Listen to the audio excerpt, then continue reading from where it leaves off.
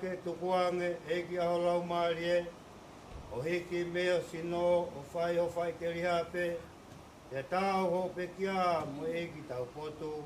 E na ake no koange.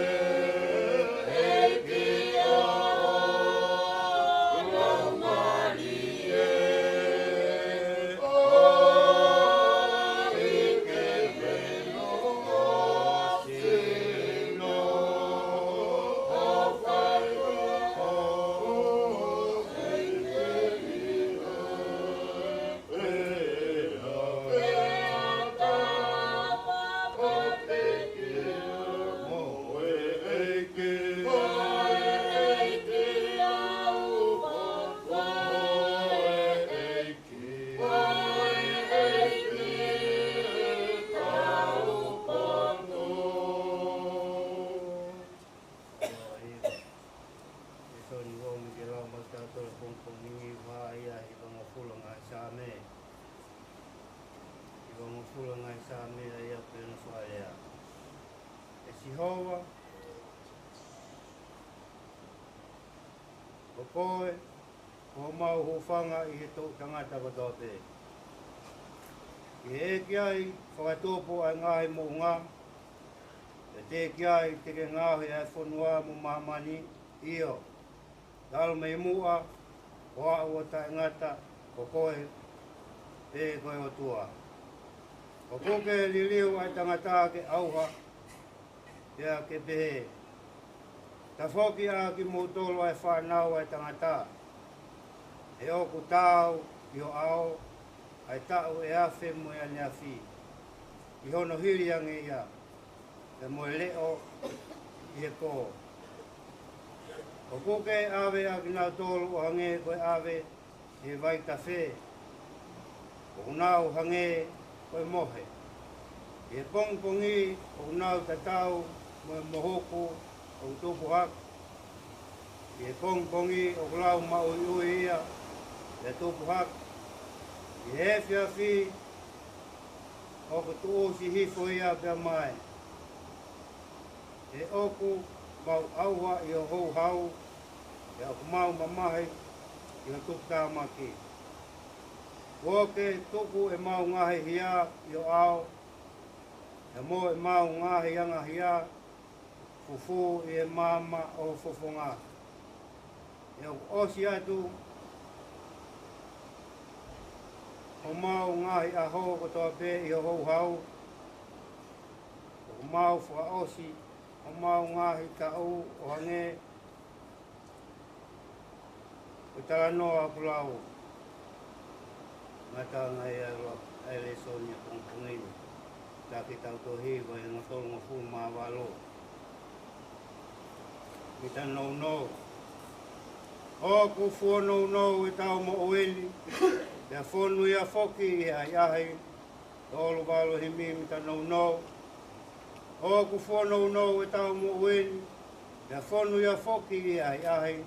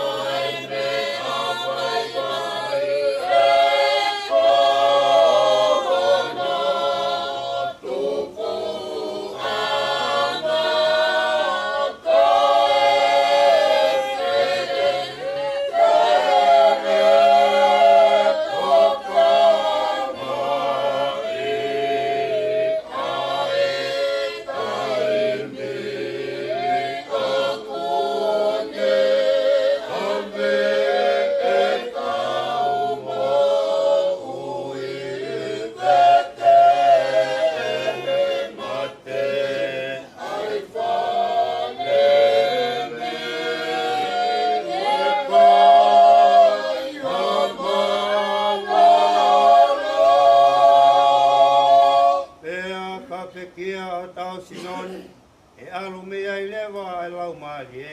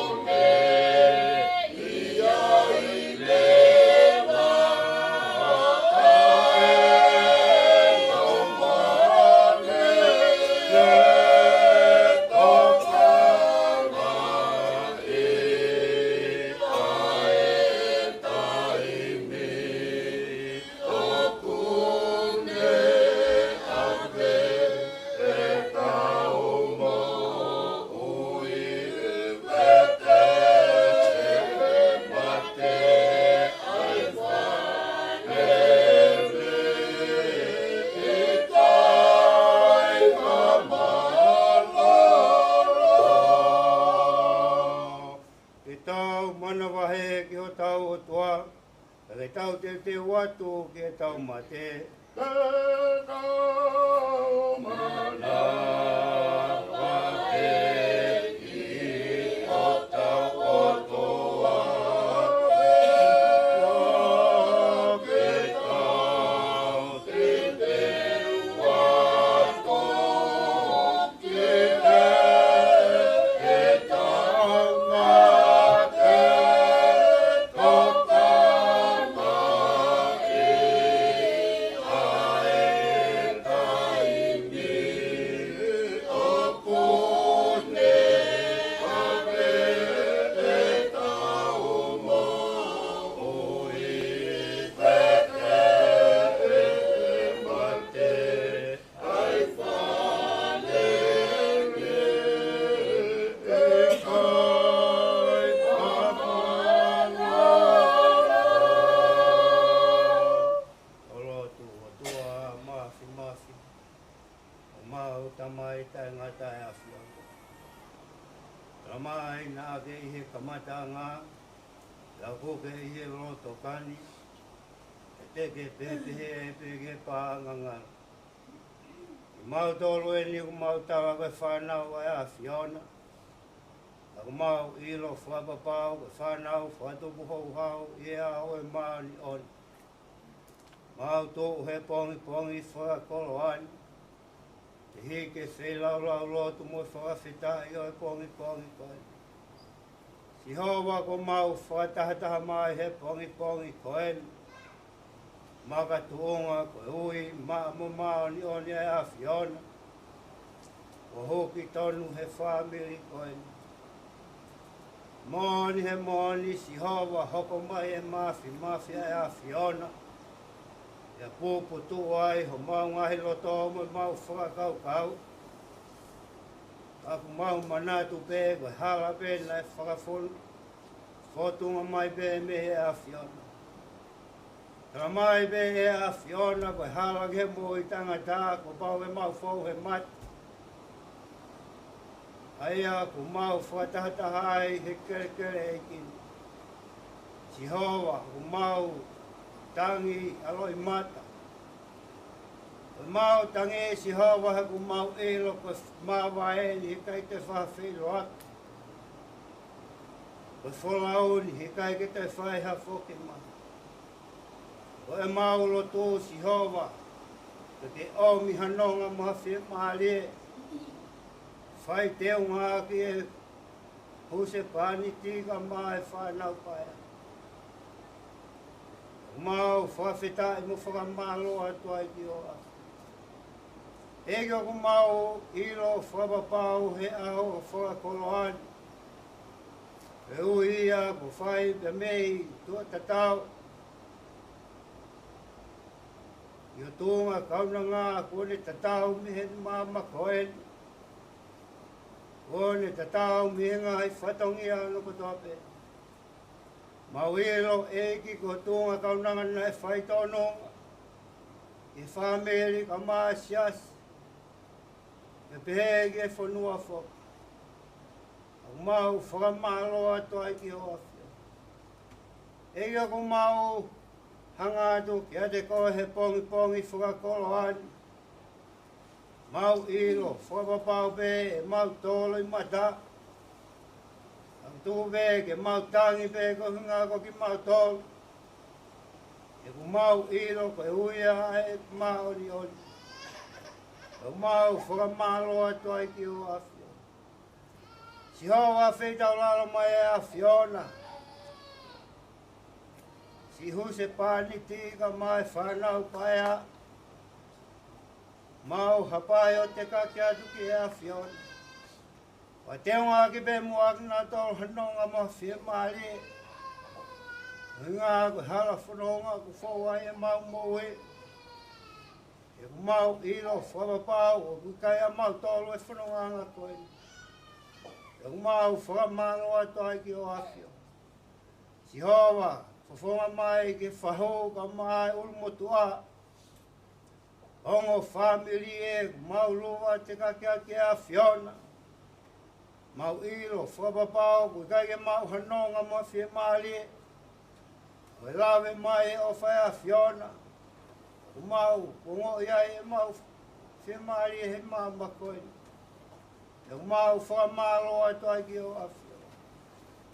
Pongpongi whakaosieni, e mau whakawhio hipa mo tunga kaunanga.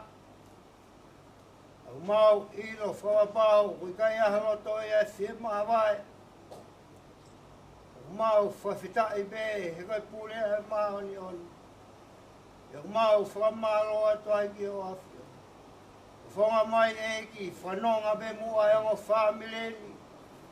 Tu be mua ke mau, unu ono e be ke toi o whia ke a Fiona. Ke mau ilo whawapau kotua mo e a Fiona. A whia mai a e ki toi pe ngahi lau hou a pe mau maawa e mea mo tua kaunangani. Koe mau lo tu whaloto hei pe mua ki mau tolu. E ku mau ilo koe hala ia ko papa, ko pau ke mau whoa e whahinga i tangata. E ku mau whamalo atu ai ki o awhio. Eki koe mau lo tu whalalange mua na tula. Ho sia taimi ke mau mawai e pe mo tunga kaunangani. Tu ke ha pe fote pe lau maari e a Fiona. A whia mai e ki e ngahi kupu whikawa ki ona katoa pe. Mau ilo ku. Ha wai maheni pe mo e whameri. Kaunga mea pa mo e kaunga whanonga, kaunga ngā oe. A whia whio hi whaasua mo e tunga kaunangani. Mau whawhitai ai ki a Fiona.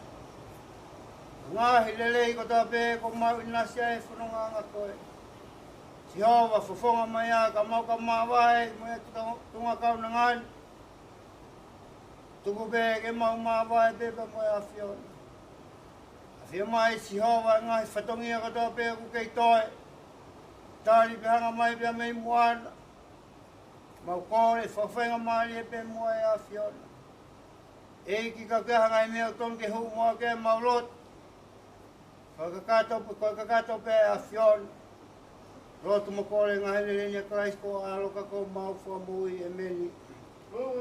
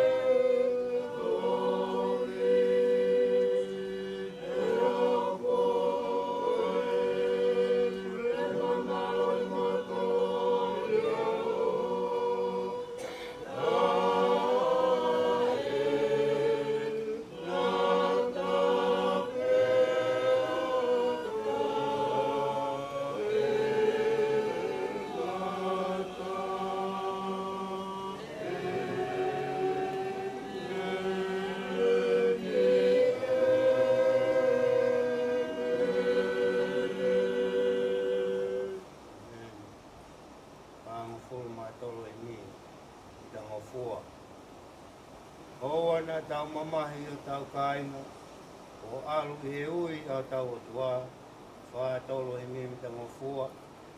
O ana tau mamahi o tau kāinga, o alu I he ui a tau o tua.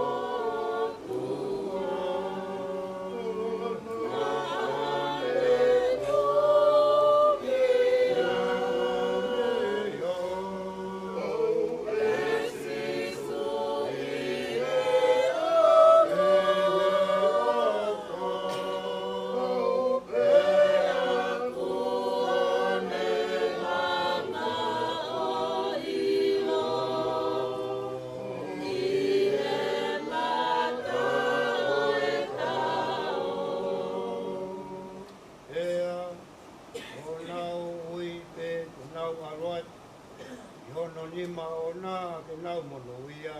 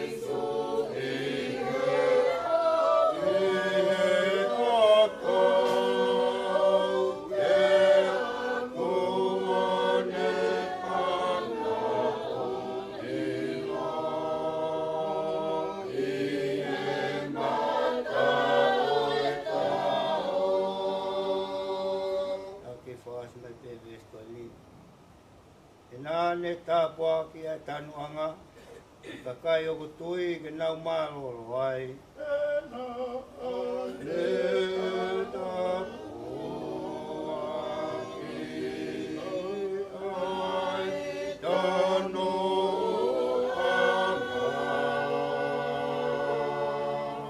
oi ka kai a kutui.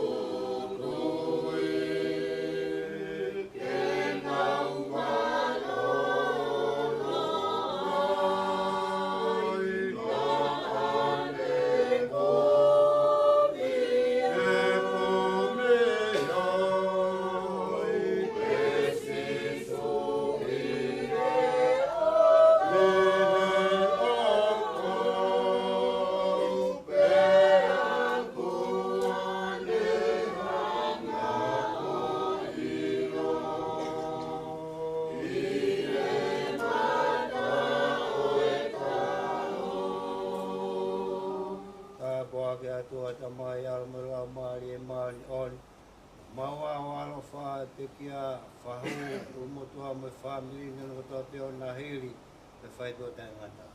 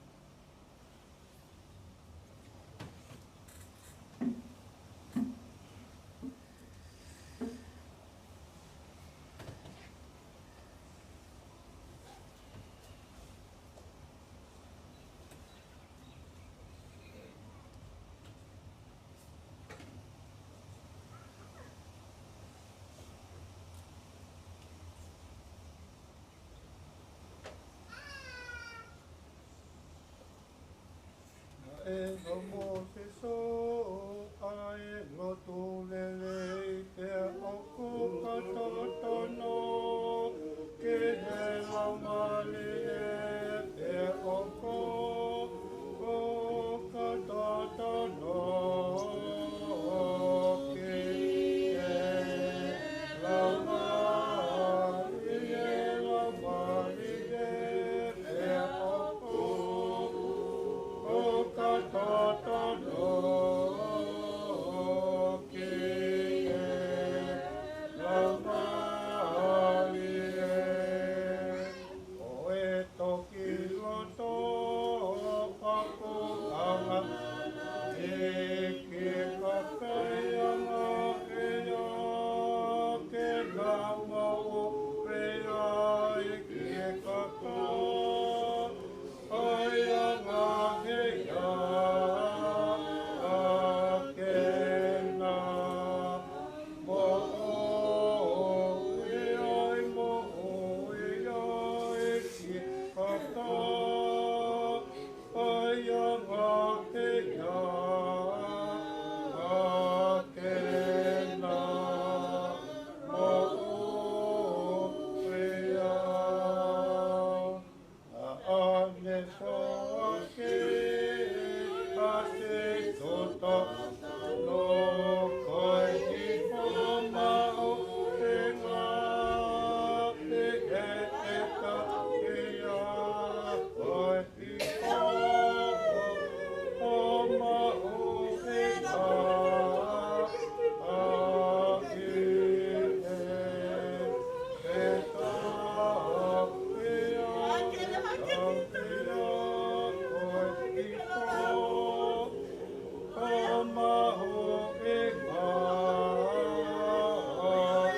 e ta e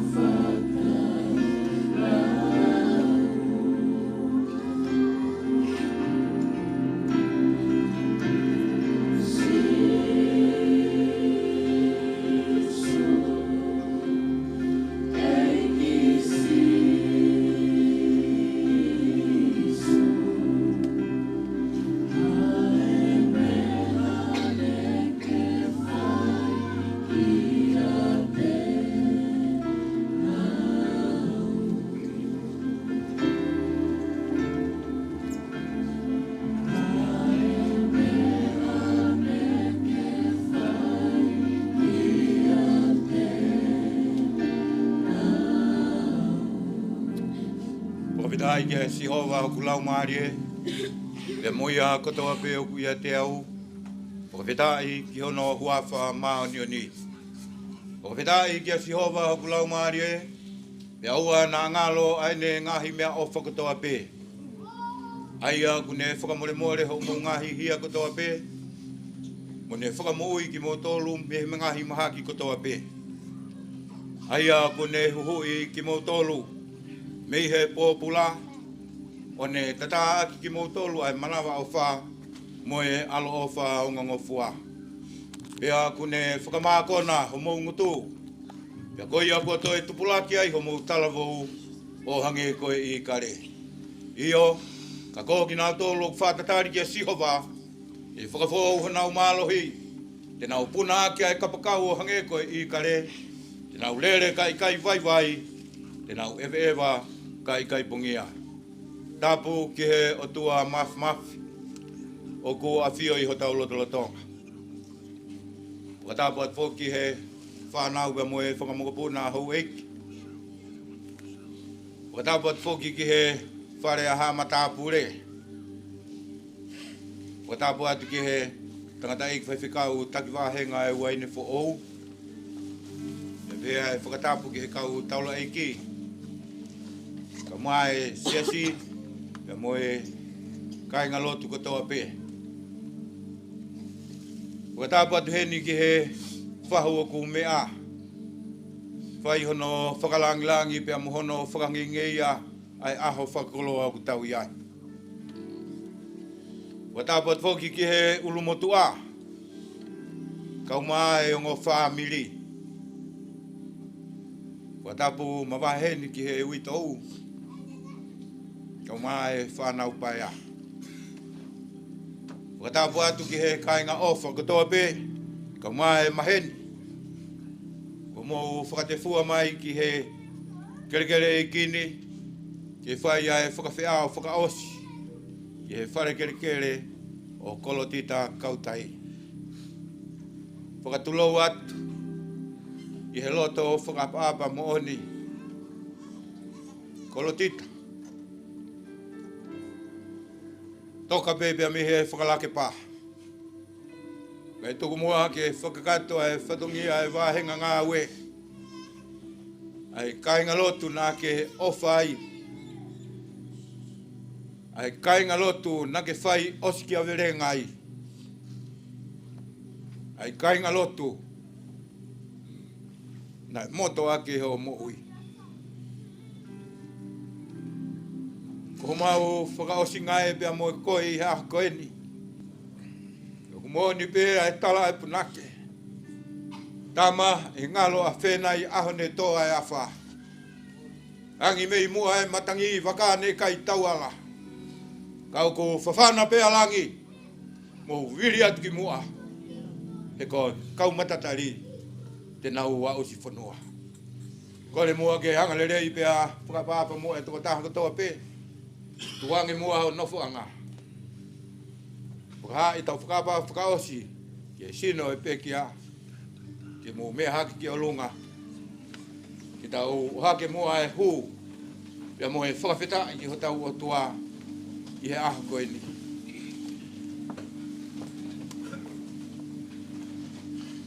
Neongo pēa e mamahi pia neongo pēa e whaingata o ku tau whauai kau tau koloa ia. Kau tau whanu tāpua ki ko hea ke tau kei mau e whainga maari he mo I koe ni. Ke tau kei hiki peho tau otua. Ke awewe ki a teia e ngeia mo e langilangi pia mo e koloria. Hoia kau kore ke he kau hiwa. Mo hiwa mai ha hiwa. Pewe ke tau hu ke he otua whakataha pia mo kolotita he ao koe ni. Ke tau awewe e ngeia. Awewe nau. Tuku ke tau whakahiki pia Sihova. E ko Sihova nā ne whuaki. E ko Sihova. Wane to e ui atu a e wha e whitana.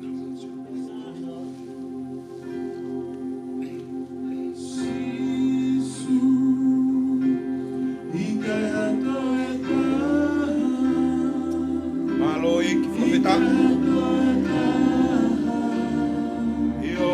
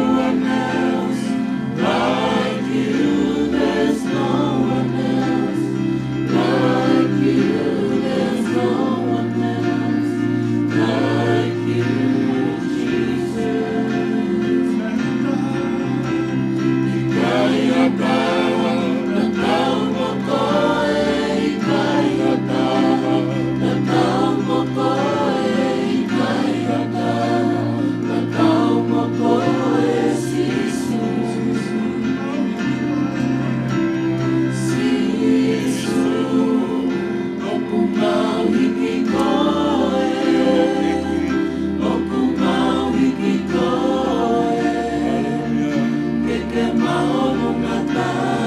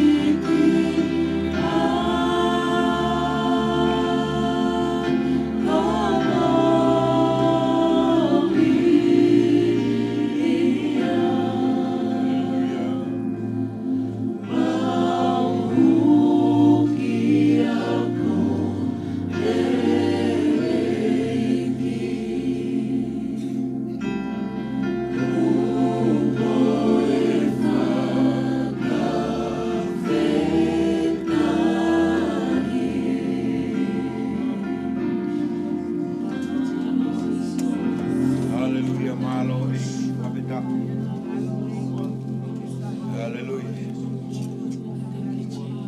O tua kuma o whakamalo atu. Ko ia ko e whakamari o e a koe ni. Mau ke malawa ke mau hau ke hiki ai e huafa e awhiona. Koe mau lotu ia mo e mau whakatauange. Nai hoko e whilaulau e whakawhita i o e a koe ni. Ke wha namu kakala atu ke re awhioanga e awhiona. Mau whakawhita i o tua. Ko ia ko e aha koe ni ku mau katoa mai ai. Ko ia ke whakakatoho mau whatongia whakaosi ki he tūnga kaunanga ko ke ui atu. Ku mau ongo ia e amanaki i māwhae. Ka ku whakawhetai ho mau lau maari e. Pea koe mau lotu pe ia whakataha mua sāme ku mau hiwai e aha koe ni. Mau hau pe ke hū. Mo hiki pe ai a Fiona. Tara mai ho wholofola ka bau te mau hiki koe ke maalunga. Ke toho aki ia toki mau tolu ke awhiona. Mau lotu ia iki mo e whakatapu ia e toenga e polokalama te mau whaua i he ako ni o tua. Toko moa ke haere mai ho lau maari e maani o ni. Sea pia ke eikia. I he hawhanga ku mau ia i he ako e ni. Ko hi koe ngahi o wau kotoa pe o kotoa ke mau whau mo lalaka tuai. Ai nge ia mo e langilangi ke whakateu ngā ki pia e awhiona. Au kore kotoa ngai mea ni e huafa pe o sisu kalaisi ka koe ko mau whakamo ui. Amen.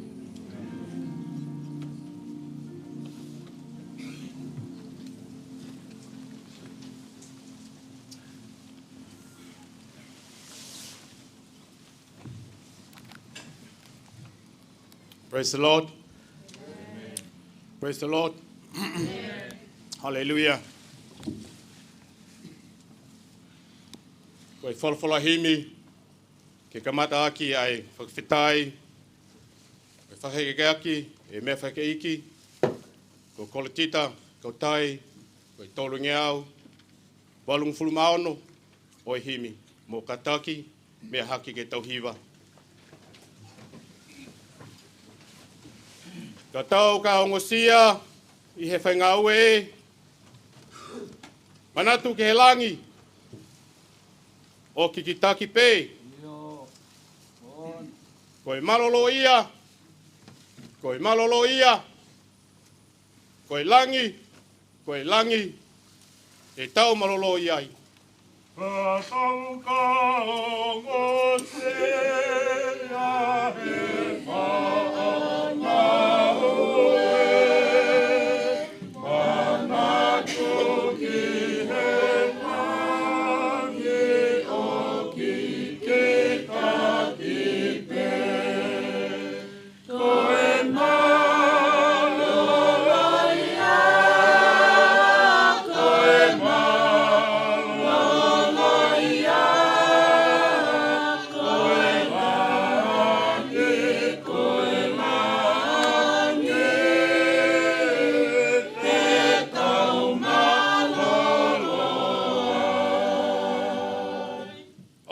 manaki ki he tamalolo e.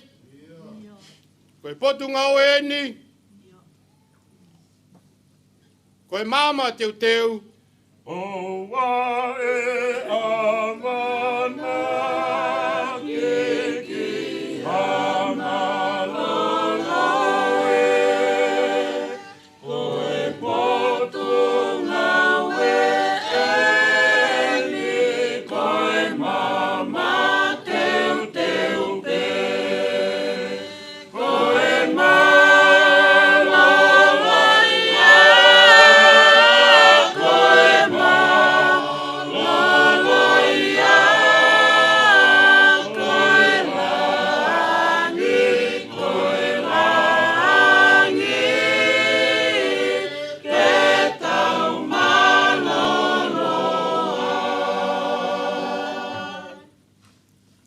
te tau mahalo, ko hautau koloa e, koe nofo muri e ni, koe kumi api pe. O wa te tau mahalo, ko hautau koloa e, koe nofo muri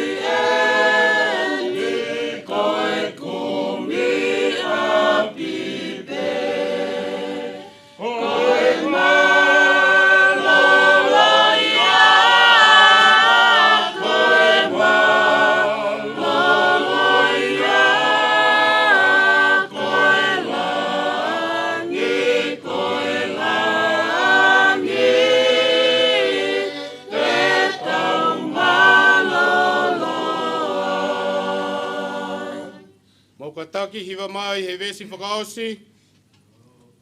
Oua te tau malolo, ne eongo sia. Oua e mau e koloa, he lawa e tofia, koe malolo ia, koe malolo ia, koe langi, te tau malolo ai. Oua te tau malolo ne ongo si. Oua ke mau ai kolo, ke lava ai tofi. Koe malolo ia, koe malolo ia,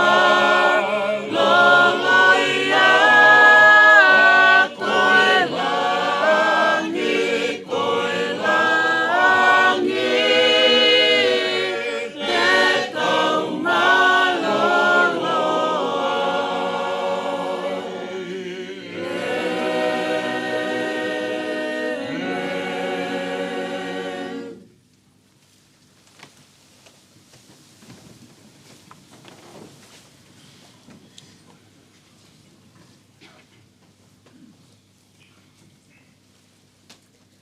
Kolotita was born 26, 1970, the only daughter of Catalina Fusi Faiva of Fungamisi Vava'u and Sangato Faiva of U'uveo.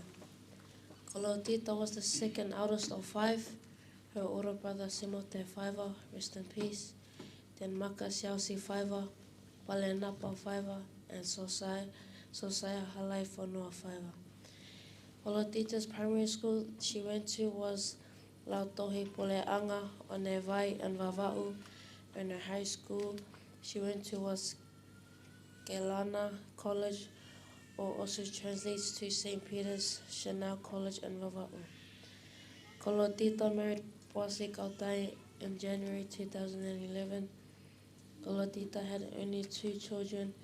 The eldest Apitanga Kaulilupo married to August Kaulilupo, and Ronald Faiva married to Savelina Faiva. She was blessed with 6 beautiful grandchildren.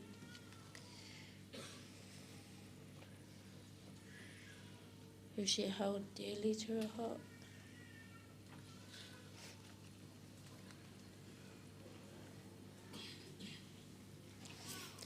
Spencer Kaulilupo, Iwani Kaulilupo, Narai Kaulilupo, AJ Kaulilupo, Ronald Jr. Kaulilupo, and Nehemiah Kaulilupo. She is a member of the Upper Room Church, Auckland Tongan AUG. During her time, she served in the women's ministry and also was the church decorator. Kolotita started dialysis in 2014, and by the grace of God, she managed to survive 12 years of dialysis 3 times a week, 4.5 hours each time. Sleep well, Nana. We're gonna miss you. Keep watching over us. Ofatu Manuelo Malanga.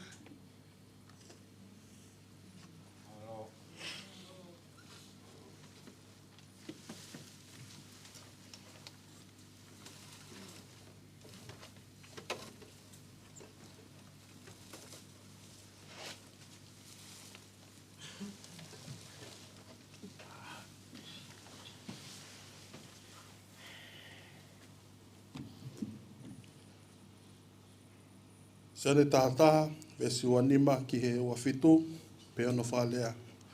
Pe talange sisu ki a te ia, ko au koe toi tū mo mo ui. Ko ia o kutui ki a te au, ka ne mate ia e mo ui pe ia. Pe ko ia o ku mo ui mo tui ki a te au, e i kai au pito mate ia. O ku ke tui ki ai, pe nai pehe ki a te ia, io, eki, o ko tui ko kalaisi a koe. Koe alo oi o tua, a ia na e totonu ke hao ki mamani.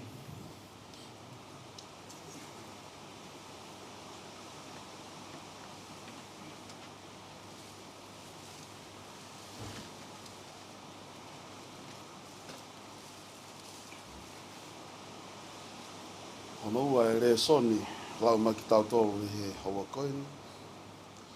Pe teri ake ki sio pe, hongo fu mahi wā koe e ki i konga rea koe ni. He kou ilo o ku mo uia hoku huhu i, pe aku tu uia i mamani i he aho whakamui. Pe aka osi hoku kiri, pe mau mau hoku sino, ka te umamata i hoku kakano ki he otua. Aia te umamata ki ai maaku, pe e wakai ki ai a hoku mata, pe e kai hataha kehe, neongo ai auha hoku ngahi kupuhi sinoni ia te au. Amen.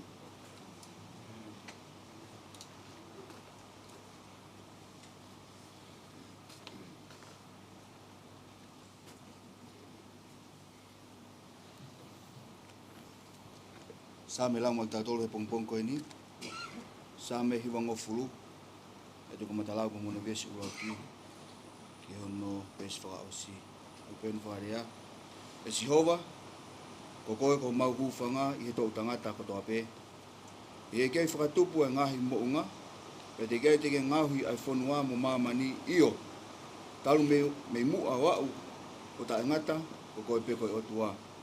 O ke liriwa tangata ki auha. Peke pehe, ta foki, aki mo tolu ai whanau ai tangata. He utatau iho au, ai tau e afe, mo ane afi i he hiri ange ia, pe mo e reo i he po.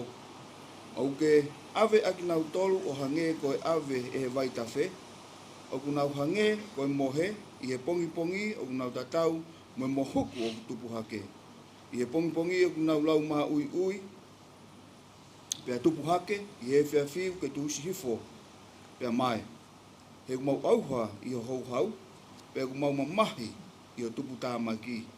Ko ke tuku e mau ngahi hia i o mau au, pea mo e mau ngahi i anga hala fufu i e mama o fofo ngā. He ku osi atu ho mau ngahi aho ko toa pe i o hou hau, o kumau whaka osi ho mau ngahi tau o hange ko tala noa o kulau. Ko ngahi aho ho mau tau ko tau e whitungo fulu, pe ka pau e hoko ia i hono mālohi ke walungo fulu. Kono mālohi ko e ngā ue mo e mamahi. He utu usi wawe ia. Pe aku mau puna atu. O hai o kuna iloi ai mālohi o hou hau. O hange ko e mana wahe ia. O ku pehe o hou hau. Ke pehe o apuna kia ki mau tolu. Ke mau lau ho mau ngahi aho koi uhi. Ke mau whakatoko ngai ho mau loto ki he poto. Ta foki. E Jehova pe hoko fuoloa. Pe ke lolou koe uhi ko kau tāmai o eiki. Ke whamakona, wawe aki mau tolu aki ho alo ofa, koe uhi ke mau whiewhia mo neke neka i ho mau aho furipe. Ke whiewhia i aki mau tolu o whatatau ke ngai aho na ke whakamamahi i ai aki mau tolu, pe mo ngai tau na mau mamatai ki e kovi. Pe ke tuku, ke haki ho kau tāmai o iki, aho o ngā ue, ka mo nau i e nau whanau. Pa ke teki mau tolu, ai lelei o Jehova ko ho mau otua, pa ke whakotu mau e mau ngā ue, aho mau ni mā ke teki mau tolu. Io, ko e ngā ue, aho mau ni mā e whakamau ia. Amen.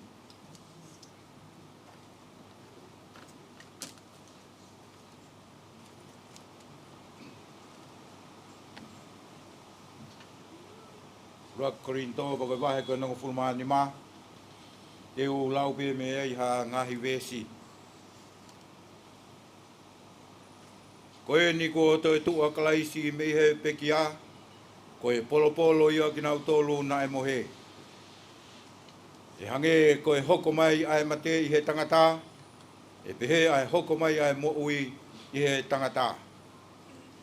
E na hoko mai ai mate ia atama. Kai hoko mai ai mo ui ia sisu kalaisi.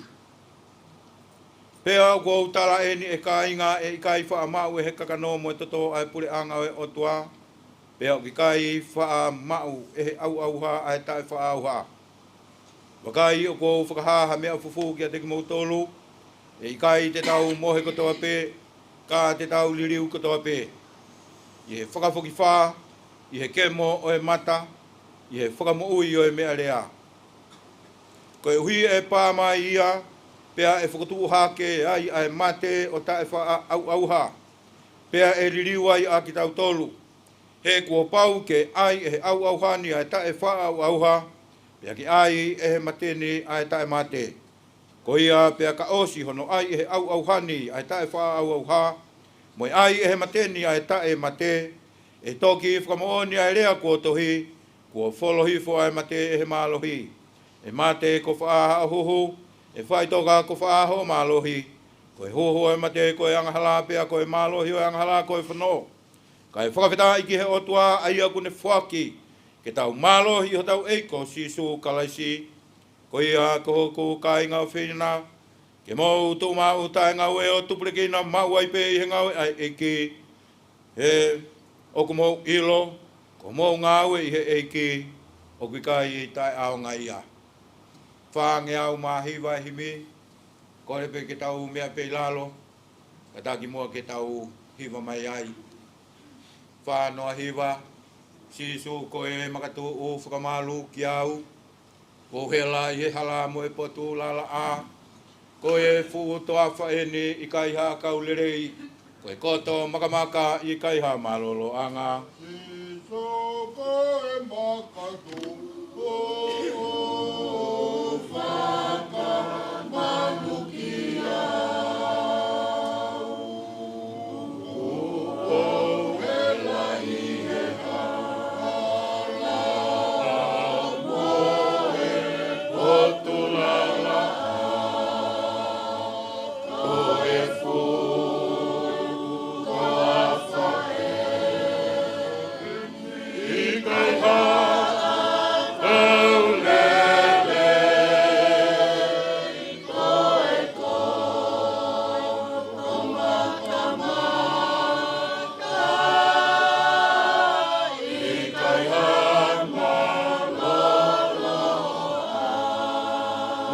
tuku pe ki mui e te mea ana me malui, ko e pā meo e rimi si a kau o le fitimi, ko o more ai kakai na whawhalalai, to e pe ai a Fiona ko e maka lau i kuanga.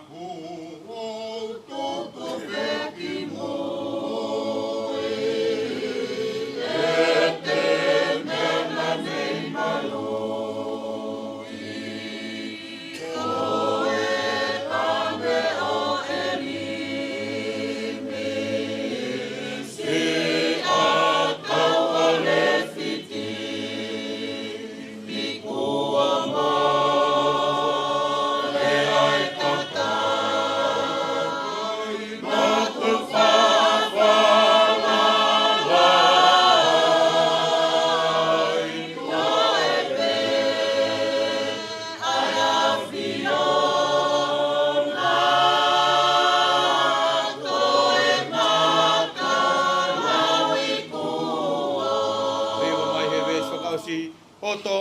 he makani e ne whakawhare mai, e au malu ai he la a moe angi ai a wha, e au hinu i he vai o ku tawhi he whai, sisu e ke unofo mau i he malu pe au. O to o whae makani, e ne whakawhare mai, e au malu ai he la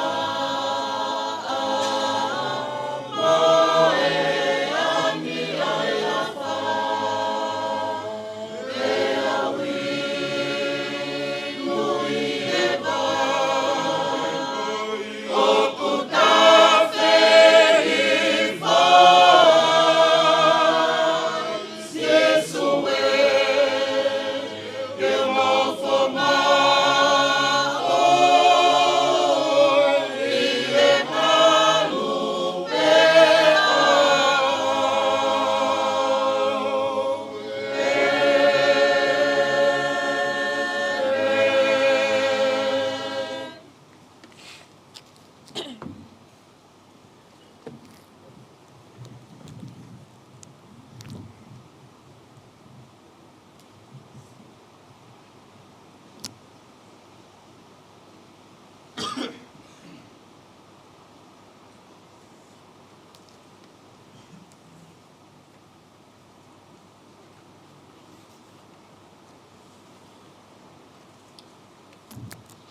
Whatulo atu.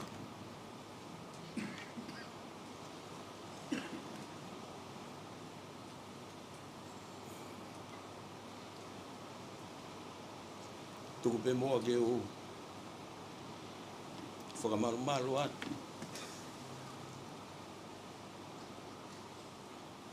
E whakatapu nai kamata ke whiu i anga koe. Ata pe moe motu ani ke whakakato aho ku whatongia.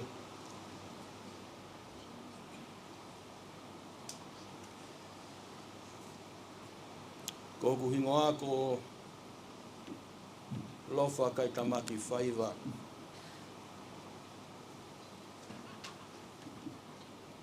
Ku lahi ku tangata e ki. E sisi e tangata e ki a kolo tuta.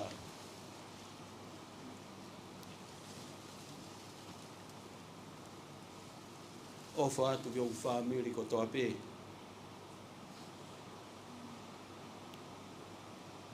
O ku lahi o ku whamiri o i kai te umaheni au mo nau tōru. Nai lau pe ia koe tamaiki mi ni afu. Kana aku tupu pe au i motu. O whine e ki me i taunga.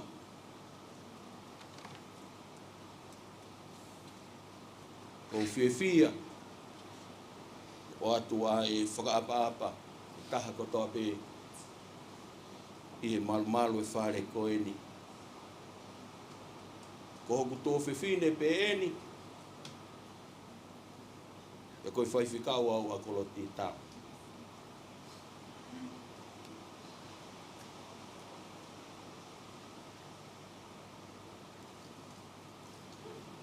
Kolotita.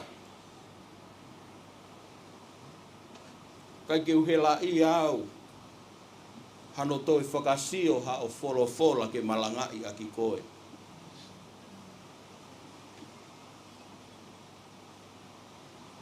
Oku lea pe ho urunganga. Oku malanga pe ho toonga mo ui. Oku ilo pe ia he kakai. Kai tuku pe mua ke u. Vahe no pe wholofola ai otua.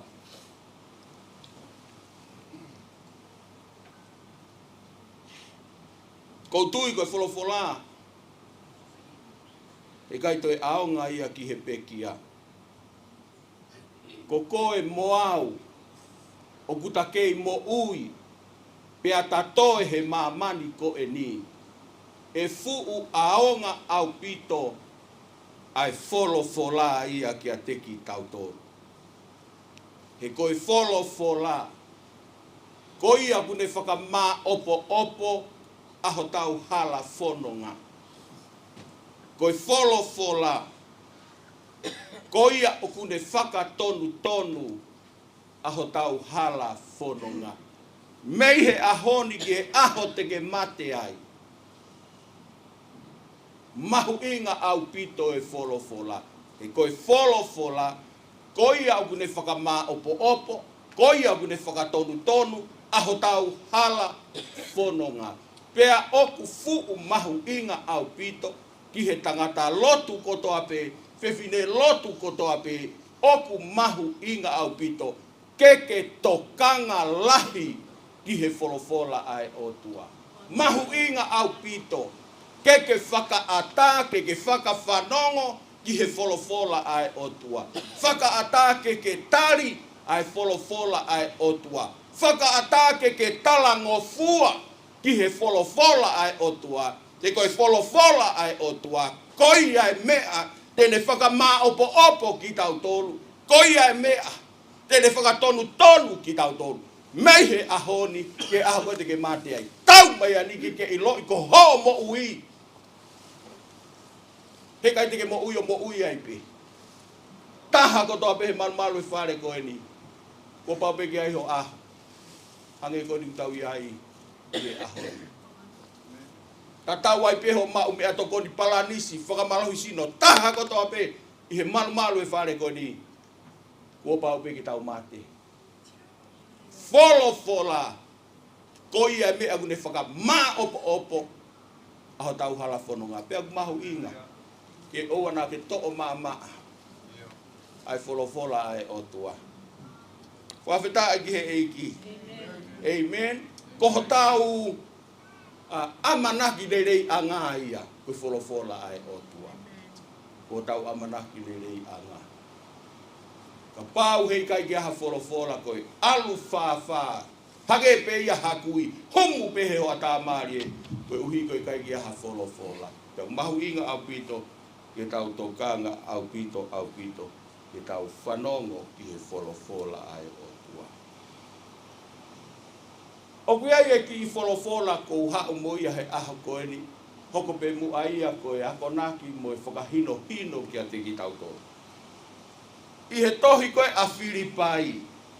Filipai wahe uruaki vesi wataha. O pehe hono whakarea. He koe mo ui ki a te au ko kalaisi ia. Ka e ao ngā lahi ai mate. Koe ki whakakaukau o ku pehe. Koe mate o ku ao ngā. Mate o ku ao ngā. Koe ki vesi e nuk pehe no whakarea. He koe mo ui ki a te au ko kalaisi ia. Ka e ao ngā lahi ai mate. Koe mo ui ki a te au ko kalaisi ia. Ka e ao ngā lahi ai mate. Ka koe whakakaukau, koe mate o ku ao ngā. Ka kapau rewa o ku iai ha mate o ku ao ngā, pea ke whakakaukau o ku iai pea moe mate o ku ikai ke ao ngā ia. O kai ke ao ngā. O kai koe mate kotoa pe ia o ku ao ngā. O kai e mate koe mate o ku ao ngā, pea koe pea moe mate ia, koe whakamamahi atu. Koe mate ia, o kui kai peke ao ngā ia. Koe mo ui ki a te au ko kalaisi ia, ka e ao ngā lahi ai mate. Whanore rei mai, e toki ao ngā e mate, ka toki ia kalaisi e mo ui. Koe ne toki ia kalaisi e mo ui, e toki ao ngā rewa keke mate. E toki le lei rewa keke mate. E toki whakaafofa rewa keke mate. Ka toki ia kalaisi ai mo ui, ao ngā rewa e mate. E toki ao ngā e mate, ka toki ia kalaisi ai mo ui. Koe mate e kua pe, koe mate maoni oni, pe koe mate anga hala. Koe ia pe ia. Ka koe mate koe oku ao ngā. Ka toki ia kalaisi. E toki ao ngā e mate. E toki ao ngā e mate. Ka toki ia kalaisi ai mo ui. Whanore rei mai. Ke ile mate e maoni oni. Mate ia ku ao ngā. Koe mate koe a tangata kune ilo e otua. Koe mate ia ku ao ngā. Ke ile mate e anga halamo e mate a tae lotu. Koe mate ia ku whakamamahi. Mate ia koe ke hano ao ngā ona ku hage pei hapotu i akau. Ka koe wholofola aho koe ni. Family. Koe mo ui ki a te au ko kalaisi. Ao ngā lahi e mate. Ka koe ki whakakaukau o ku pehe. Koe mate o ku ao ngā. Tuku pe mua ke uki tala noa atu. Ke whaahinga pe koe kalasi e tolu o e mate. Uluaki, koe mate ai sino. Ua, koe mate ai laumarie. Ko hono tolu, koe mate tae ngata. Tuku pe mua ke uki tala noa atu ki a te ki tau tolu. Ke kalasi e tolu o e mate pe koe whahinga e tolu o e mate. Uluaki, koe mate koe ai sino. Koe mate koe a tangata. Ko paurewa ke alu e sino ia ki he kere.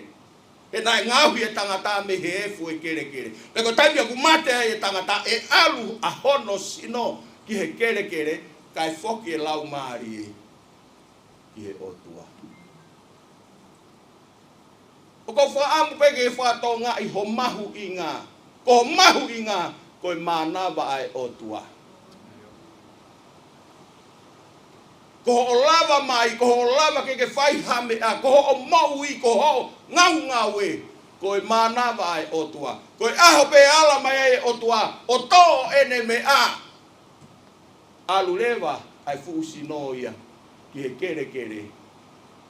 E nai ngauhi ki tau toru. Me he fu e kere kere. Wawheta i ki he ki. Amen. Ko e tau kei mo ui pe ko e manava ai o tua. Ko e tau kei ngau e pe ko e manava ai o tua. Ko kei lava pe ke whai hame a ko e manava ai o tua. Ko e aho pe ala mai ai o tua. O to'o ene mea. E foki pe sino ki e kere kere. E nai ngauhi ki tau toru. Me he efu e kere kere. Ko me ai aku mate ai tangata pe ave o tanu. Ko e kere kere ki tau toru. Kere kere ki he kere kere. Hefu ki hefu. Mate ulua ki koe mate koe ai sino. Koe mate koe hono wa. Koe mate ia ai lau maari. Epe koe mate whakalau maari. O tala noa ki ai e wholofola. Lua ki ti mo te wahi ma vesi. Ono. Ko ia ku mo ui ke whakawhie maari e ki hono kakano. O ku mate pe ia. I he lolotonga a ene mo ui. Sio koe whahinga mate ni o whakairifia. Mate pe ia lolo tonga a ene mo ui. Sio mai pe ia kau mate, kau ke mo ui pe. Lue holo pe, lue mate pe. Alu ke whare kai, alu mate pe. Koe mate ia koe ni. Ulaki, koe mate sino. Ua koe mate lau maari. Koe kakai koe ni. O nau mate lolo tonga pe e nau mo hage pe ko sio mai ko na wa fita ge egi mate hono tolu ko mate ta ngata au tala no e ki heri o heri ko feitu uia o mate ta ngata fa no re mai na kai design he o tua heri mau mau na design e otua a heri ma e te holo. Ka koe uhi koe tau wangatu o tau tangata a ke wholofola. E tau iku kai ki heri. Kana kai design he otua a heri ma ki tau holo. Koe mo ui ki a te au ko kalaisi. Ao ngā lahi e mate. Famili e toki ao ngā e mate ka toki ia kalaisi e mo. Oua te ke whainga ke mate re waka pau i kai ke ia kalaisi. Ai mo ui. Kone toki ia kalaisi ai mate. Toki ia kalaisi ai mo ui. Ao ngā rewa ai mate. Tuku mua ke ki i. Talano no atu pe ki he natula oi mate. Natula oi mate. Uraki. Koe mate o kui kai ke toi fili. Ke ilo e hau ai mate o kai toi fili au. Hau ai mate o ku pae taware pe. Hau ai mate ia o kai toi fili. Pe fili vai pe fili motua. Pe fili ono noa, fili fitu noa, fili valu noa. Ikai koe hau ai mate. O kune to'o e ni manoa, o kune to'o e tolu noa, o kune to'o e wanoa, o kune to'o e hongo furu, o kune to'o e ni ma mei he tau taha, o a ke he tau ange au. Ka pau tike alu ki whai toka, o kui ai ho tau ai. Ki whakamahino, ko mate, o hono natula, o kei ki toi fili ha ui ai mate. Peto tari e mate ia ke vai, pe tari e mate ke motua. Ikai. O ku to'o e mate e mo uire rei, to'o e maha. To'o e poto, to'o e tae poto, to'o e maalunga, to'o e maulala. O ku pehe uia e mate. O e pore mo i whakaloto lahi. O te ke wa inga aki ho whainga maari e. O e pore mo i whakaloto lahi. O te ke wa inga aki keresi ai o tua. Ko keresi ai o tua ke oa na ke va inga aki. Taha pe ngā aue ai keresi. ke tataki ai ki tau tol whahinga o tangata, ke tau whakato mala. Tāng ke tama kona o tafa aki, fie mau au pito e whakato mala ia.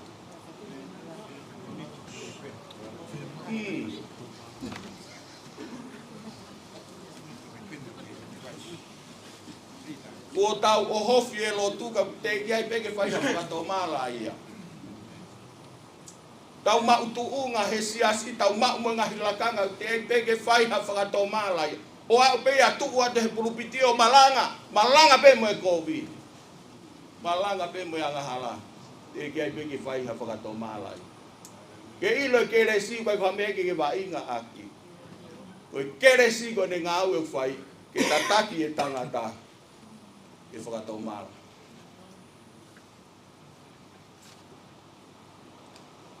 Natula ua ke mate ko te filifili. Natula no wa ko mate he kai to whanongo nongo mai. He kai to ui mai ya. Tari mai ko ente aluatu. Ikai. Kai ke to whakailonga mai a mate ia. Kone hau pea mate ia pākingi ho matapaho whare tuki atu koe alu ia. Te kai toi whai hao loto, kai toi whai hao whakau, kai toi whai hao whiri, koe taimi u pākingi a mate iho loto whare koe alu ia.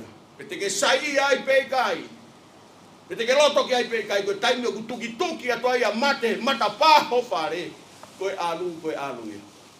Mana tui koe mate, na tula noa, e kai ke toi whanongo nongo mai, koe ki toi uyaki mai. Ko awe ni teu alu atu, tokanga, ma teu, ko awe ni teu alu atu, ka koe hau ai mate e hau ia he taimi, nei kai peki ki amanaki koe kia.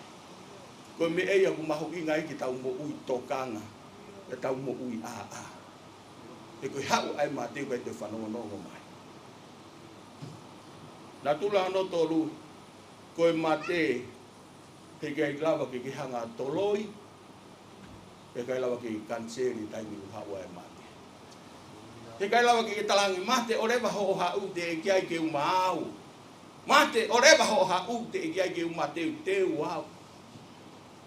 Kai ke lava e koe ke hanga toloi pite ke kanseri a taimi u hawa e mate. O rewa mate na aku toki maripe. O rewa mate na toki whakotu e business.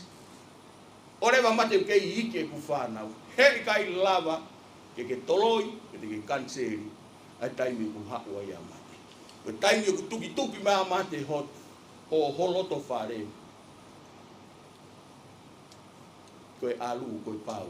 Ta tau ai pepe koe haere o lahi o kai la, maa lohi o futemu o aka.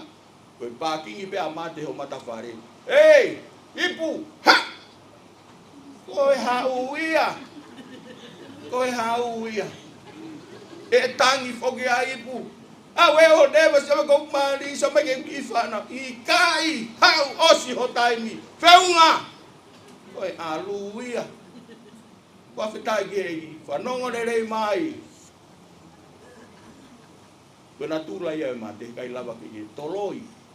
Kai lava ki kanseri. Ai taimi u haua ia mate. Kono whaka osi.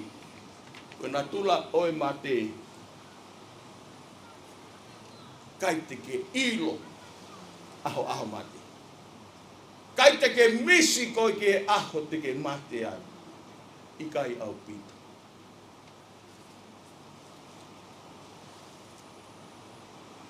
Koe mate misteri. Kai te ke misi koe ke ai. Seke he poto ai otua. Iloi ka pau na ke iloi ho aho mate te ke mate Februari tau fo ou. Eva koe. Ti se mape. Ke ilo ku me iofi ho aho mate. Ku ke hu re vai fare loto. Fai he kofesi o ai. Ke ilo ku me iofi ho aho. O tua poto ia. Kai ki tau misi tau tolu ke aho te tau mate ai. Sio. Koe mate whakafoki whahe aho ni ku hange ha mosi. Tangutu pe he TV. Osi ai pe. Whaka ofa e tau mate i kai ki tau ilo ho tau aho mate. Si i hu atu ke alu ki he ngā ue. Statai ka aia mo ui ka tangutu ai pe e ta whaki o osi ai pe. Sio ki he whakaofa pia whakamama. Ai kai ki tau, ilo ki ho tau. Aho mate. Hu ke he sawa. Tō ai peo osi. Ke sia whatau ngai e tau whakaofa. Ai kai ki tau ilo ho tau aho mate. Lue pe he whakamalohi sino, Lue pe tō ai pe osi. Whakaofa. Koe kai ki tau ilo i ho tau aho mate. Pea ka pau po iau, kai ki tau ilo i ho tau aho mate. Oku mahu inga au pito ai mo ui mateu teu. Tata i tama kona ku mohe e tawhaki, talangi ki ai. Oku mahu inga ai mo ui mateu teu. Iyo. Mahu inga au ai mo ui mateu teu. Ilo e tangata ku mo ui mateu teu ko tangata ko whakatomala. Tangata ku mo ui mateu teu ko tangata o ku kafoki me he anga hala. Ko tangata ku mo ui mateu teu ko tangata ko tuku e whai kovi. Ko tangata ku mo ui mateu teu ko tangata ko ne taria si isu kalaisi ki loto ki ene mo ui. Pea hoko si isu ko eiki ki ene mo ui. Mahu inga au pito kau karistiane. Oku mahu inga au pito ke whakapapau i ko ke taria si isu ki loto ki ho o mo. Oku kehe tari o si isu me he ilo i o si isu. Na tau tupu ko toa pe tonga. Lotu ilo i a si isu. Ilo aki pe atamai. Kau koe whie mau ke ilo i a si isu ake atamai. Whie mau ke ilo i a si isu ake loto. I misia o tuapa unofa si isu i loto. Kuke o si tari na i a si isu. Tala pe ia, o si tari au a si isu, o si tari au si isu. Kako e mo ui ia. Oku kei, lata pe ia he whakapo uri. Tala pe ko si tala si isu, kako e urunganga, li pe ia he anga hala. Kau lotu, famili, ke tokoni mai e o tua, pe mo ene fora. Whakapapau i, ko ke taria si isu pe hoko si isu ko eiki mo whakamo. Ke ilo e hala ki he vani, ko i kakai ko nau taria si isu pe hoko si isu ko eiki mo whakamo. He kai te ke alu ko ki he vani he siasi. Mo ilo e ahontoa te lau siasi, mo i mamahi e siasi. Ka pako hataha ko ke mamahi e siasi, whanau re mai, o ku ke mamahi e ko nge esi o lotu. He kai te ke alu koe ki he wani he siasi. I loi holakanga, he lotu, he kai lava holakanga o ki ne ave koe ki he wani. O si isu koe pasportia ki he wani. Sione taha whawe siono. He si isu kwau pe koe hala. Mo oni, pe mo ui. He kai alu hataha ke tamai, fō mai a. O si isu koe passport ya ki he wani. Ke o whakatita, taria si isu pe whai e rotu ke mo on. Whanongo ki he tangi he whaka ofa he maa vai mo tita, whanongo re mai. Kau ke o whakatita, whamiri, whai e rotu ke mo on. Koe whitaula ki anga pia mo tita, koe taria si isu ki loto. He mo. Whakawhitai koe fuakawenga he rotu, kai lava he fuakawe ngā ia ave koe. Whawhitai koe ri musinare, kai lava he ri musinare o ave koe. Whawhitai koe taha he whawhangu, kai lava he taha whawhangu ia, kene ave koe. Mo ilo loi whai holo he te voro, ne tala holo. So mai tō kanga pe koe ke taha he whawhangu, kai whakangingila he whawhangu, tō kanga pe koe kia te ke ave koe ki he wani. Ia ue, ane whe ia ia. Ane whe ia ia ha alu. Hata whawhangu ki he wani. Koe alu ki he wani, koe tari o si isu. Koe tari o si isu. Koe loi aku whai holo e te voro. Fuha pe koe ka venga he lo tuhe te ke alu ai pe koe. I ka i. Koe pasportia ki he wani ku taha pe. Ko si isu he mo ui. Koe harai a ki he wani. O na hanga ha whai whikawolo hi a ki koe. Tai lava ki tau ngā hau e tau tolu hamea pia tau alua ki he wani. Koe taria si isu ki loto ki he mo ui pia ui ai li riu. Pia fua mai e unga anga si isu he mo ui. Koe pasipoti a ki he vane. Ke tokoni mai e otua te mo ene wholofola. Koe mo ui ki a te au ko kalaisi. Ao ngalahi ai mati. Tuku mua kau whakamanatu whakaosi ka te tautoro e aha koe. Ko ho o mo ui ka kua paupe ke mate. Taha ko toa pehe malu e whare koe ni. Kua paupe ke mate. Ka ko eku whehu i. Ko ho o mate te ke alu kife. Whakaha, uata, ua fitu. Tara mai, he wholofola. Hule anga oi otua. He kai hū ki ai ha mea whakauri, he kai hū ki ai ha mea whakaringeria, he kai ke hū ki ai ha loi, he kai hū ki ai ha kāka, he kai hū ki ai ha mioi, he kai hū ki ai ha manu, kai hū ki ai ha kovi e taha. Koe pure anga e otua ki he kakaipe, ko nau taria siso, e hoko siso, koe eiki e moe whamo ui. Tuku mua ki ki whai e ongo koe. Whikau aki mo ku iloi ai tō whiwhine koe. Ko mea nā ku whatonga i he mui a koloti tā i he ene. Waha taimi koe ni nai whai e maurotu. Ko mea nā ku whakatoka ngā i ko koloti tā nai whu wawe au pito. A ene whakamatu o tua. Matu o tua. Whakalauman. O kou tala ia i ene tō o ngā mohono uru ngā. O kou tala ia i taimi o ku lea, i taimi o ku ne vahe ai e wholofola. O kou tala ia i taimi o ku ne ngāue ai. O koloti tā. Na e vawe au pito a ene matu o tu.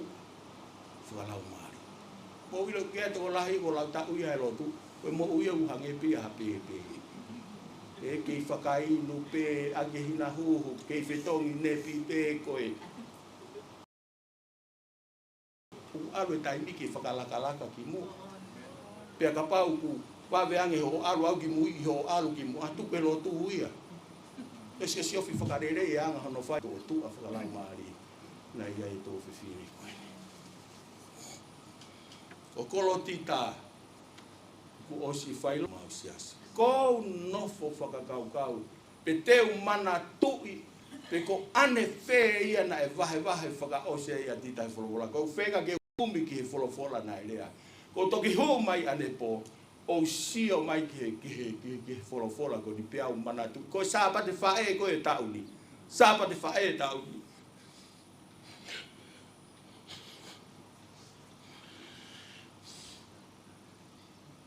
Koe wholofola ina e malanga a kolotita. Wholofola ina e lea aki kolotita.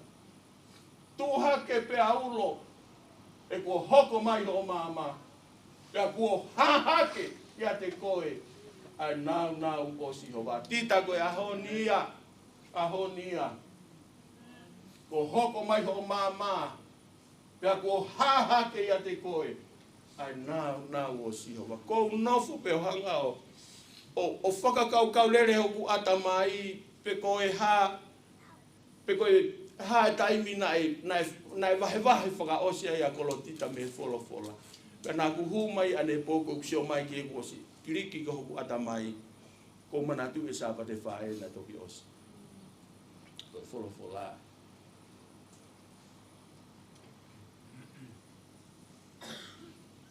O kolotita nai kau ia he ko miti ngā ue. Ai ka kai whiwhine i ho mau sia si. Ko si malolo ko ni a koloti tā. Ko se tuata. Nā ne toka ngā i ho mau whare lotu. I ho no teu. No whakama.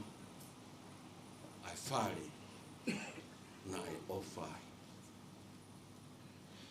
Ko whiwhine nā ne loto ake mea nā ne whai ki e eiki. Whiwhine na e mate aki. Whiwhine na e ri oa, api, Ronald. Hako mi mo uia tita. Oa sio noa ia. Hako. Koe mo uia tita. Pea kuifo i kumalanga ia tita. e ku mahino hono hala. I loi whaaloi e kau whaifikau toko lahi ia. Tala pe, koe whire mo tua kone o ku mate, alu ki he wani. Ka hiri koe koe whire mo tu angutu lau mo, whire mo tu a ia. Na e fuu, kofi au pito he sia sika, ai pe whoki o malangai ke ongo re reiki, ai pe ke ngari poto, o loi ai, ai pe kita mea ku te ilo i. Owa toi mio holo e wholo la ia. Oku awhio mai e o tua. Oku ne ilo i le reiki tau tō. Whawheta ai ki he eiki. Oku ifo e ku malanga i e kolotita. Koe whiwhine na e pau. Hono hala. Ko kolotita koe whiwhine na e ofa. Ofa he o tua. Ofa he kau ngā whanonga. Taimi lahi tau whenga. Ke ilo whenga ke ofa ki o toko waka ku hala hau wā mo e o tua. Taimi no pe ke toi whai kofi pe koe ku toko. Ilo e taimi ku tonu ai ho wā mo e o tua mua e tonu rewa hau wā ki ho kau ngā whanonga. O kolotita. Ofa ki he o tua. Ofa ki he kau ngā whanonga. Kolotita koe whiwhine na e masiwa. Na kai kisi ima o ha mea anonima. Siri wā mo e koura i kai. Koloa i kai. Ke ilo na e matu e kolotita ia. Ai koloa mahu inga taha he mo. I loki e otua. Mana wa he kia si owa. Taria si isu ko hono eiki pa mono whamu. Koe fu koloa lahi. Fine na e masiwa hala ha mea taha kono ni. Siri wā mo e koura i kai. Kana e whao ake i kolotita e koloa re rei hono loto. Oku ifo e ku talatala noa ka kolotita. E ko ilo i whakapapao. Ko kolotita. Ku ihe pure anga.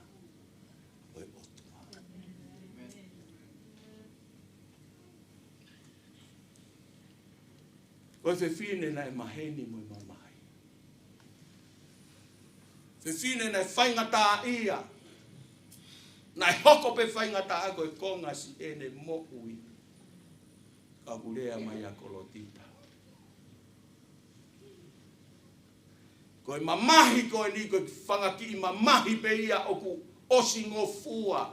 Mamahi pe ia oku osi vave pe ia. Ka lea mai rewa kolotita. Ko hoku mamahi maani osi ngofua. Oku ne whakatupu ma aku aere lei oku lahi hake. Whakamana wa he au pito pea ma mawha mo tae ngata. He kai te siofia ngahi mea ku hāmai. Ka koe ngahi mea ku tae hāmai. Koe ngahi mea ku hāmai oku more vave. Ka koe ngahi mea ku kai hāmai. Oku toronga ia o tae ngata pea tae ngata. Tala mai e kolotita he kai lava ki tau whakatatau. Ai whangaki i mamahi, maa e mo uini. Ke fu leirei, me fu tāpuaki, me fu whakakoloa, me fu monu. U teu he otua. Mahono kakai. Whamiri, o te ke wha i. Kai ke ofi ho whaingata ia. I whaingata ia kolotita. Maheni mo e mamahi. Hoko pe whaingata a koe konga ene mo u. Kei kātaki pea tita. Kei puke pea tita ene kuku. Ai lotu ko ia ene kuku. Kau whehu ia tupe hao mea kuku. Me eia na e kuku e kolotita. Sisu. Kuku e kolotita e lotu. Ilo e kolotita. E olunga i hene ngawe.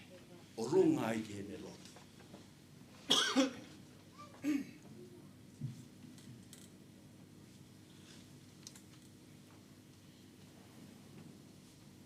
Koe na si malo loa ia tita.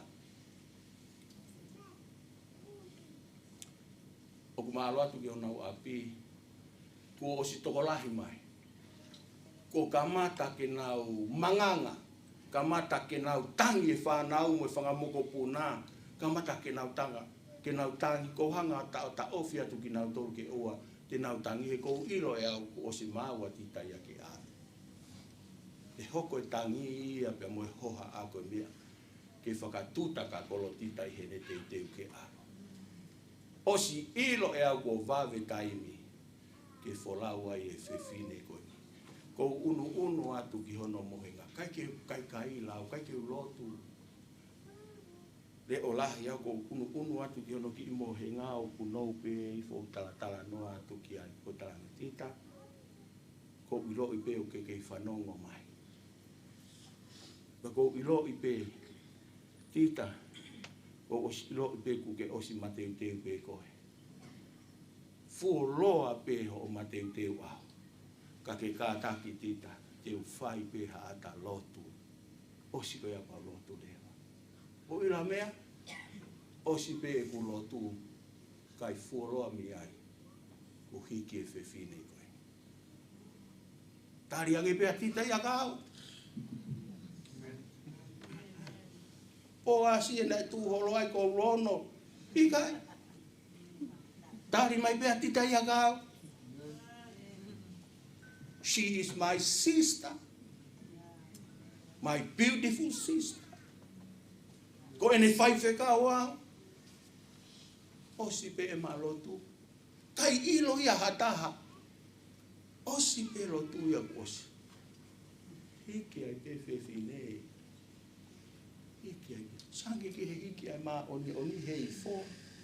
Hiki ai maa oni he lelere. Kai toi fute, kai toi aka. Se hatani tege mate ai. Aka atu. Io famili toka ko ulea ko ni. Monu ia ko ke whanongo mai ka awe awe. O si ilo pe ko famili. Pe kai tege loto mamahi mai ke mea ko ulea toa. Pe kadaki pe mua whanongo. Ai hame ai au mai lawa ke toto. Malo mua tita no whakatahataha i mai ki mauto. Koini. Api ka ma rono. Mo ilo ha mea ke whiwhia ia tita. Toka ma ki he roto. Mea peia nai ofa ia tita. Mea peia nai mamahi i. Pea pia ka taimi loto mamahi ia tita he tai toka ngai whanau ke lotu si puke. O si ono loto ia ke whanau mo whakamukupuna ke o mai o ke lotu. Kama ki he lotu.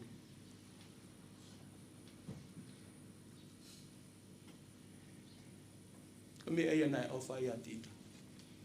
Ka mo ofa ka tita. E kai te lava tita ia foki mai. Ko koe te ke alu ki ai.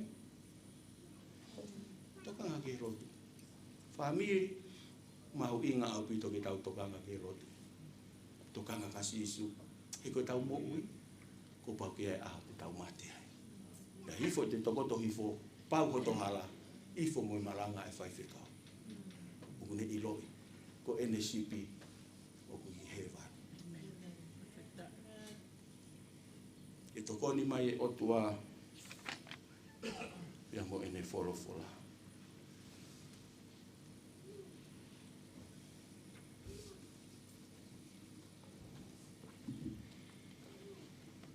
Nima wahi mi.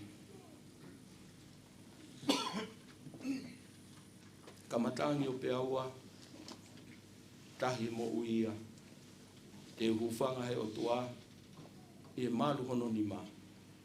Tene fufu au, tene fufu hono afu ni ma. Kamatangi o pe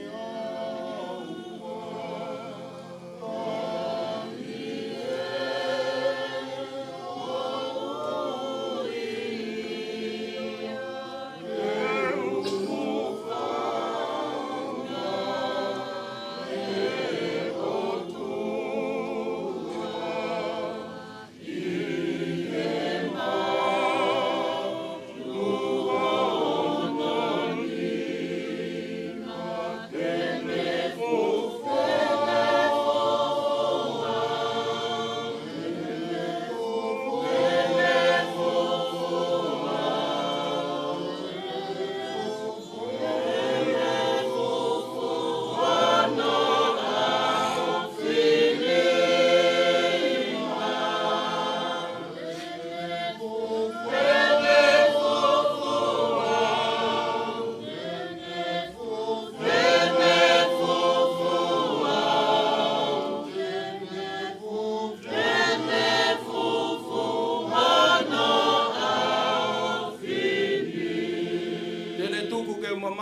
tene kiki nisnai, koe ofa kuolahi, ofa whakaeta mai, tene fufu au hono awhinima.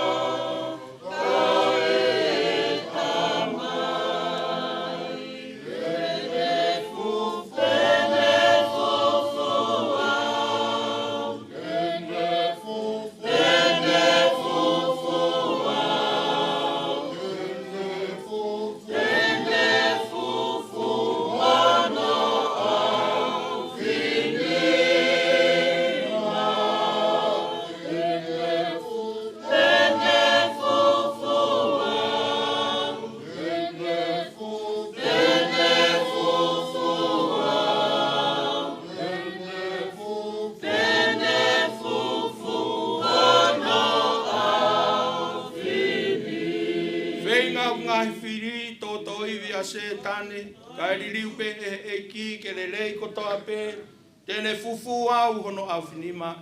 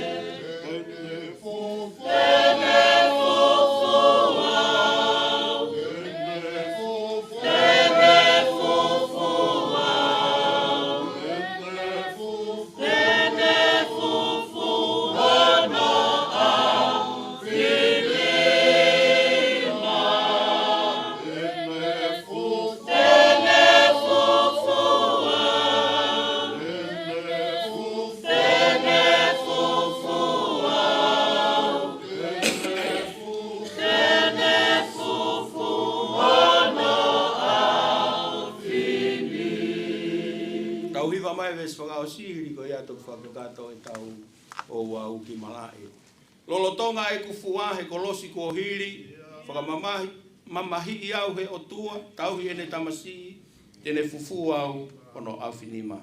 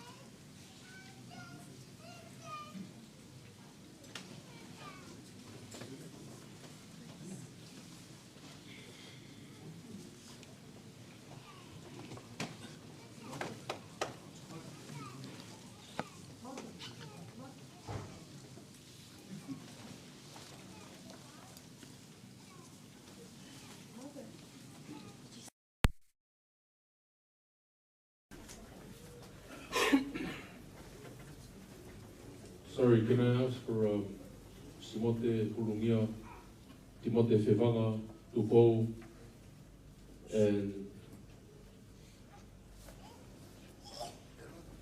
Malakai,